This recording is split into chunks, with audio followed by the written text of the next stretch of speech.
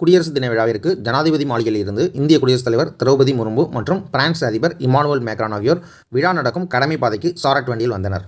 ஜனாதிபதியாக இருக்கும் ஒருவர் குடியரசு தின விழாவிற்கு சாரட் வண்டியில் வரும் நிகழ்வு 40 ஆண்டுகளுக்கு பிறகு நிகழ்ந்துள்ளது. ஏன்னா 75வது குடியரசு தினம் இப்போ கொண்டாடி இருக்கோம்.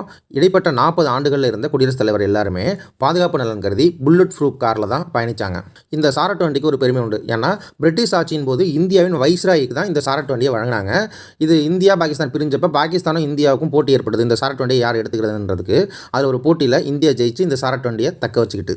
இந்த கரண்ட் அஃபேர்ஸ்லேருந்து 2 கொஸ்டின் கேட்க வாய்ப்பு இருக்குது. எப்படின்னா 75வது இந்திய குடியரசு தினத்தன்னைக்கு சிறப்பு விருந்தினராக கலந்துகிட்டவர் யார் அப்படின்னு கேட்டாங்கன்னா பிரான்ஸ் அதிபர் இமானுவேல் மேக்ரான். அடுத்தது இந்திய குடியரசுத் தலைவர் பயணம் செய்த சாரட் யாருடையது அப்படின்னு கேட்க வாய்ப்பு இருக்கு. இந்தியாவின் வைஸ்ராயுடையது.